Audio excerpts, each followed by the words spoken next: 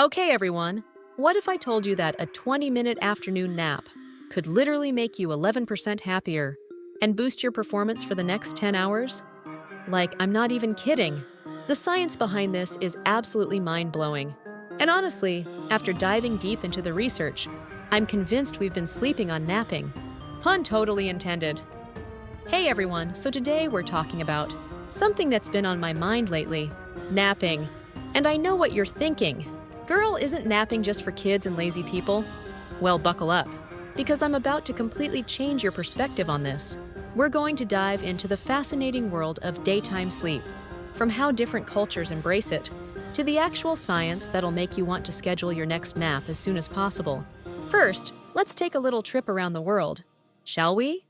Because honestly, the way different cultures view napping is so interesting.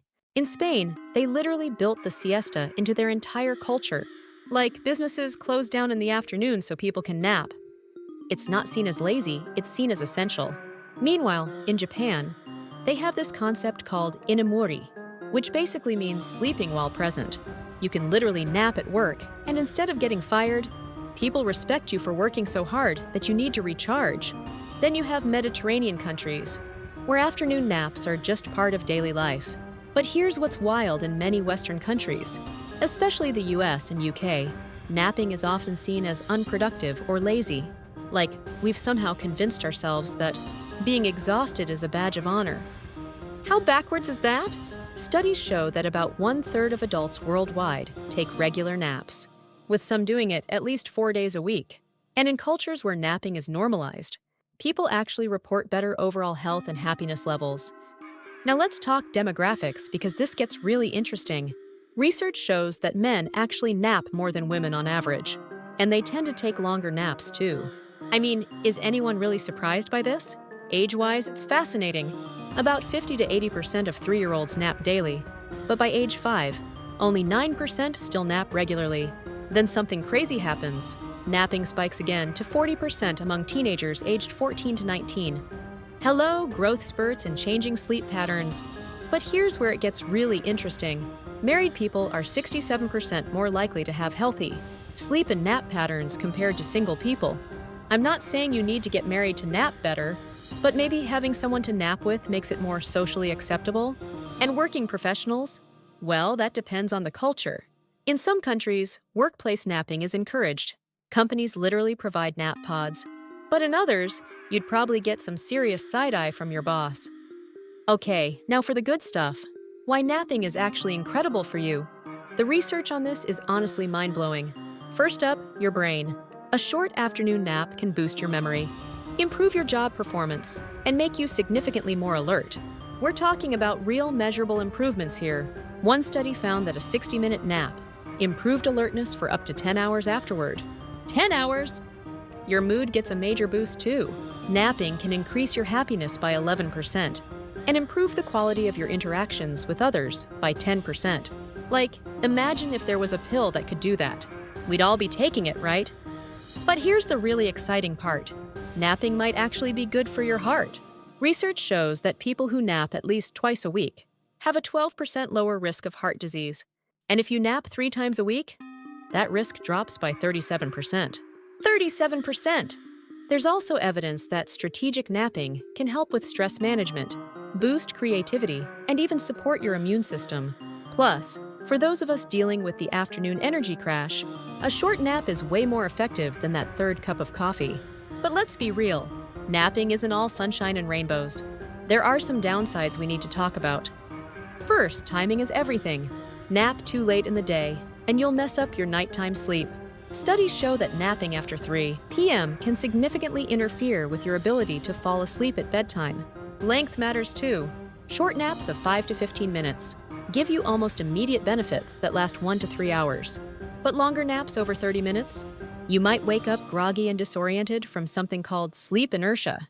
It's like your brain gets confused about whether it's time to be awake or asleep. There's also some concerning research about excessive napping. People who nap for more than 30 minutes regularly, or nap every day, might actually have higher rates of certain health issues. Some studies suggest links to increased blood pressure, diabetes risk, and even mortality in certain age groups, particularly younger adults. And let's be honest, in many work cultures, regular napping just isn't practical or socially acceptable, which can create its own stress. So who should be embracing the nap life? Shift workers absolutely benefit from strategic napping. It can help reset your circadian rhythm when you're working non-traditional hours. New parents, obviously, because sleep, when the baby sleeps, isn't just advice, it's survival. People with naturally low afternoon energy, students during exam periods, and anyone dealing with sleep debt can really benefit from short, strategic naps. Athletes and people with physically demanding jobs often see performance improvements from napping. And if you're someone who consistently gets less than 7 to 9 hours of nighttime sleep, a short afternoon nap might help fill that gap. But here's who should probably skip the daytime sleep. If you have insomnia or trouble falling asleep at night, napping might make it worse. People with certain sleep disorders should talk to their doctor first. Also, if you're someone who feels worse after napping, like groggy or more tired, your body might just not be suited for it. And anyone who naps and then can't sleep at night should definitely reevaluate their nap timing or skip it altogether. The key thing to remember is that napping works best as a supplement to good nighttime sleep, not a replacement for it. Let me give you some of the fascinating science behind why napping works. During a nap, your brain goes through different sleep stages. In those first 20 minutes, you're in light sleep, which is perfect for alertness and mood benefits without the grogginess. If you nap for 60-90 minutes, you might hit REM sleep, which is amazing for creativity and memory consolidation. But here's the catch. You need to wake up at the right time in your sleep cycle, or you'll feel terrible.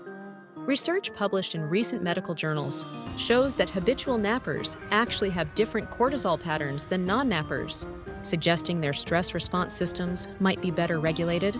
There's also fascinating research on something called sleep pressure.